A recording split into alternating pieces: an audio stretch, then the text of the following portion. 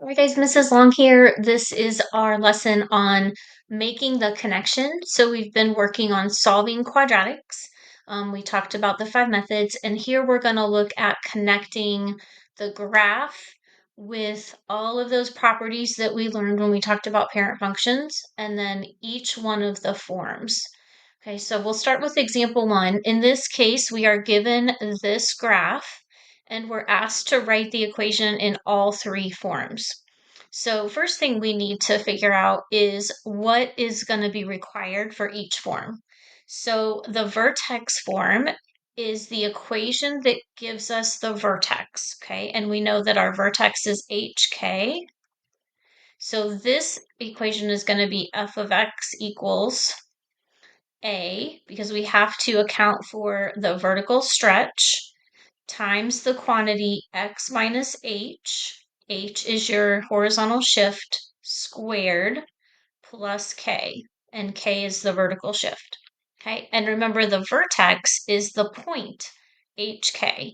So if we look at our graph, we know that our vertex is at the point 1, -4. So this tells me that my h is 1 and my k is -4.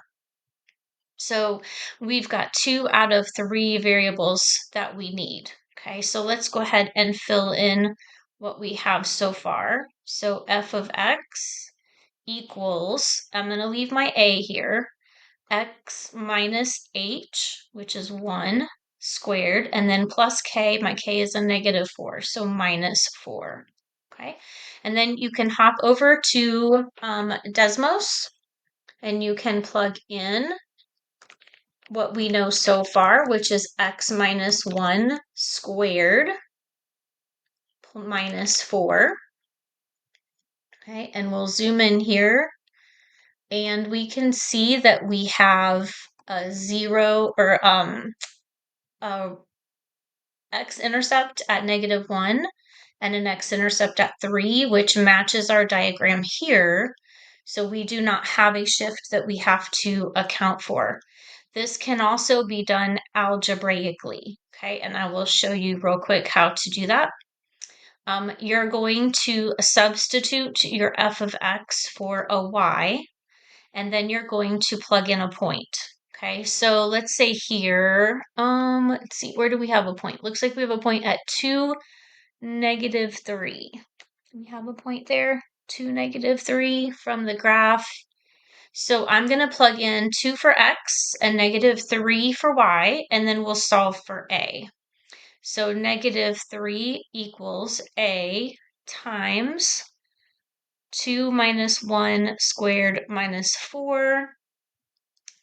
-3 equals a times 2 minus 1 is 1. 1 squared is 1, so this is just going to be a minus 4. So when we add 4 to this side, we can see that our a is 1, which means we do not have a vertical stretch. So this would be our final equation. If we got a different number other than 1, we would just plug it in there. Okay. Factored form, this is where we are given the factors of our equation or the roots. Okay, so these are our zeros, and in our equation, they're going to be called P and Q. So your formula is f of x equals, again, we're going to have a, and then the first quantity is x minus p, times the next quantity is x minus q. And p and q are the roots. I can see from my graph that I have roots at -1 and +3. So I can come down here and substitute that in for my p and q. So x minus a -1 is x plus 1, and then x minus 3. And again, we can go ahead and substitute in an x and a y. So we'll keep our 2, -3. I'd like to mark that point on here and say that we actually have a point xy at 2, -3, just to give myself a reminder. We have the roots here. We also could have verified that this is our vertex. We can call this a P and this a Q. And then we also see here that we have a y-intercept at -3. Okay, so if I plug in an x and a y for this, what I have so far in my equation, so I'm going to use my 2, -3.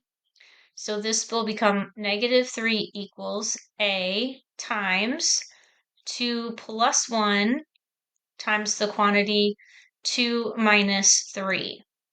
And then I get -3 equals a times, well, 2 plus 1 is 3, and 2 minus 3 is a -1.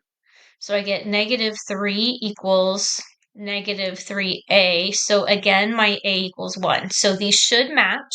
Now, in a regular problem, you guys won't have to do all of these, okay? So you wouldn't necessarily know from the beginning that a equals 1 without substituting this in. So now that we have verified our a value, okay, we don't need to change it because a is 1. And so our, whoops, I forgot to write the final one over here too. So our final factored form would be f of x equals x plus 1 times x minus 3. And over here we could do the same thing. F of x equals, because a equals 1, we don't have to write it. So this would be x minus 1 squared minus 4. Okay, and then finally for the standard form, okay, the easiest way to get the standard form from the graph is to do the factored form and then use your FOIL properties. And then if you have a value out here that's not 1 for a, distribute it. And that's going to give you standard. So our standard form has the a, b, and c in it. So it's ax squared plus bx plus c. Okay, the a is still our vertical stretch. Okay, c is going to now be our y-intercept. B still talks about the shift, but B is not a direct translation from your equation. So it's kind of difficult because it's impacted by A. So sometimes it'll be very straightforward and easy, and other times it's a little more complicated. So if you do the factored form first, then you can just multiply it out, and that will give you your standard form. So x times x is x squared. And then x times a -3 is a -3x. 1 times x is a positive x. And then plus 1 times a -3 is -3. And then we just need to combine like terms and we get x squared.